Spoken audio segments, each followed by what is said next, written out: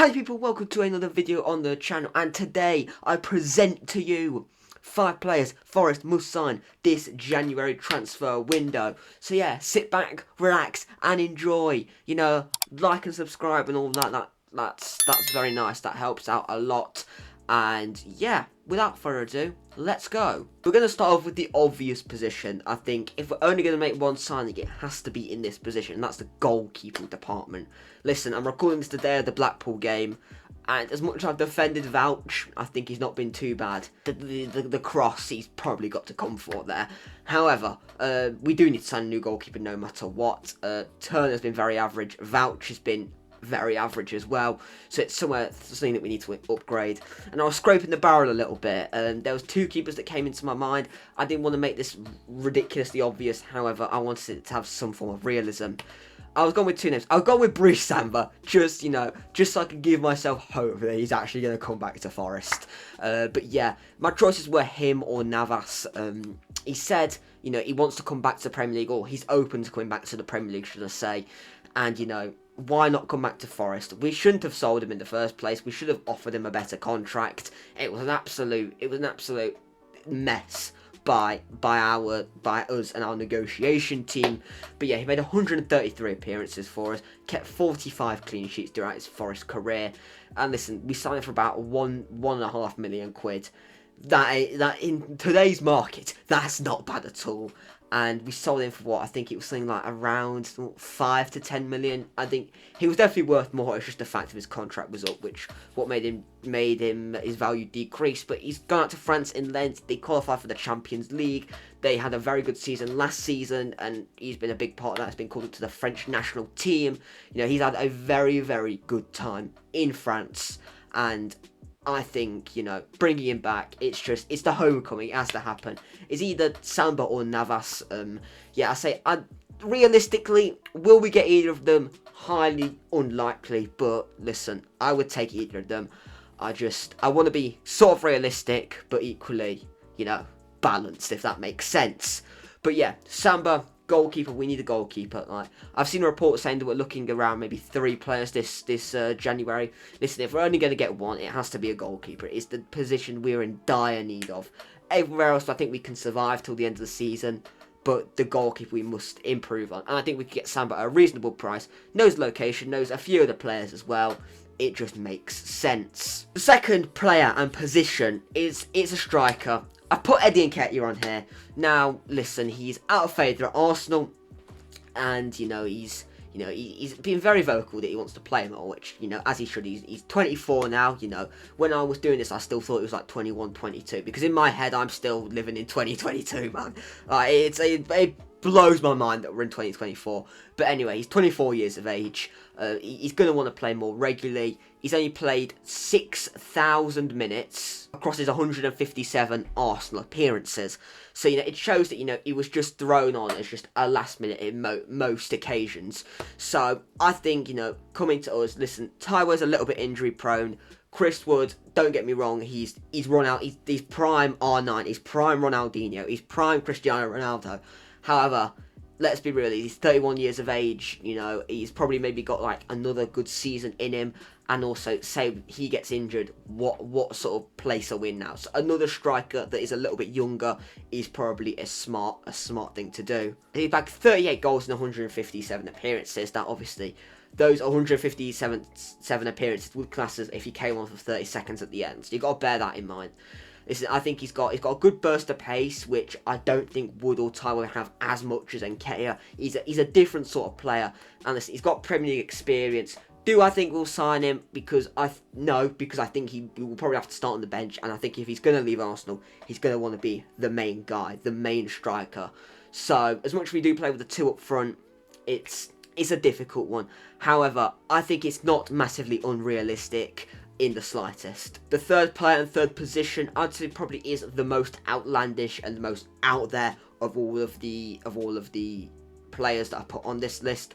Somerville at Leeds. It's slightly unrealistic and is a bit outlandish. Listen, we need a winger. He's not the only winger that is on this list, and I was scraping the barrel for something somewhat realistic. However, he's been ripping it up in the Championship. He's He's scored 12, assisted 6 in 23 championship games. He's been fantastic. Played a little bit in the Premier League, not majorly. However, I don't think this will happen purely because Leeds will have aspirations of being promoted to the Premier League. And if he values his legacy at Leeds, then it'll seem a bit strange to go up to the Premier League. And, it's not a guarantee that we will stay up. Hopefully, we do. However, it would look a little bit poor on his perspective. And I think he owes quite a lot to Leeds. So, in that respect, on a personal level for him, I think he will stay. However, listen, if we could get him, the dream list is he would be on there. I think he's a top player. From what I've seen of Leeds, is fantastic. Goal-scoring winger. Listen, Elanga's been fantastic, but Elanga's had his own little injury niggles before. And, Hudson-Odoi equally has had a little bit of a track record with some slight injuries as well. So we need some depth. However, he's a young player that could develop further under Nuno at Forest. So I have absolutely all the faith in the world that he could become a top player if he signed for us. However, it's incredibly unlikely. I must say that. But it's just, fingers crossed, if we can get this together. However, I do think most of our business will be done towards the end of the window with all this FFP shenanigans happening currently. Fourth player is a more attacking midfielder who can also play on the wing, Emil Smith-Rowe. Another Arsenal player. Listen, he's fell out of favour. Erdogan has been absolutely fantastic for Arsenal, so you could understand maybe him wanting to, leave. He's been, he's had a few injury issues at Arsenal, hence why he's fell out of favour. And I think if Arsenal got a decent offer, it looks like they are going to sell him. However, I think the stumbling block for Forest would be the price. I don't think Forest are going to spend big this January. I think because of obviously FFP, etc., etc. I personally, think we're not going to spend big. So if he costs any more than 15 million, I don't think we're going to pursue it, if I'm honest. And I think Arsenal would want something between 20 and 30 million. In terms of us bringing in the player, I don't think it's too unrealistic and too far-fetched to believe. But it's the price. They're going to want a hefty fee, homegrown player, that sort of thing, English, that's going to bump his price tag up a little bit more. Listen, he has done it in the Premier League previously. 107 appearances, 18 goals, 12 assists, very well rounded, top player. I think if Cooper was still the manager, then I think it would be, there'd be even higher chance of us getting him.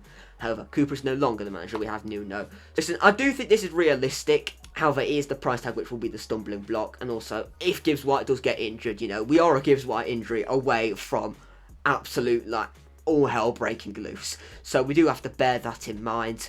So I think bringing in somebody like Smith-Rowe would be a good addition. The only stumbling block for me would be the price tag. I say if we can get him for 15 mil or less, then I think that is a good deal. And the fifth and final player is Jack Clarke. Now, I do think this is realistic because I think Sunderland's promotion chances are a lot slimmer than Leeds's with Somerville. So I do think they'll be more open to selling than Leeds. And I think Jack Clarke will be more open to joining the Premier League than, say, Somerville will.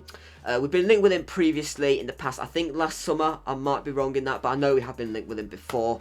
And I think he'd be a top signing. He's Sunderland's current top goal scorer. He's a winger, could play on either wing. I just think overall he would be a top signing. Listen, I think it would be maybe more realistic if it was the summer. However, I can see this deal happening. However, I'm not sure, what sort of Nuno's plans are. Does he want to stay a little bit more, in England in terms of signing players, or does he want to go a bit more abroad? Don't get me wrong, Sunderland are going to demand a high fee. He's their top scorer, and they're more than entitled to do that. However, I think again, I don't think we need to be spending more than 15 mil on a single player this window. So again, the price is going to be the stumbling block with most of these. I can assure you that. Obviously we're going to be wary with FFP. We don't want to get ourselves in any trouble like the team down the A52. He's got 12 goals and 2 assists, been a fantastic player, and also Sunderland are looking at a out-and-out goal scorer, so they could maybe use those funds to go and buy another striker.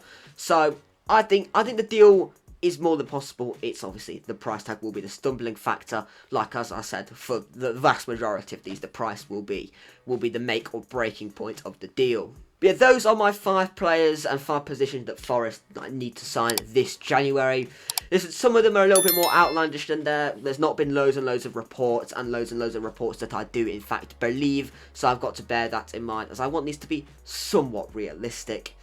But yes, thank you all for watching. Make sure you smash the like button, subscribe if you are in fact new to the channel. It's greatly appreciated. Follow the social medias, they are all linked in the description. It is greatly appreciated. And thank you all for watching this video, and I will see you all next time. Goodbye.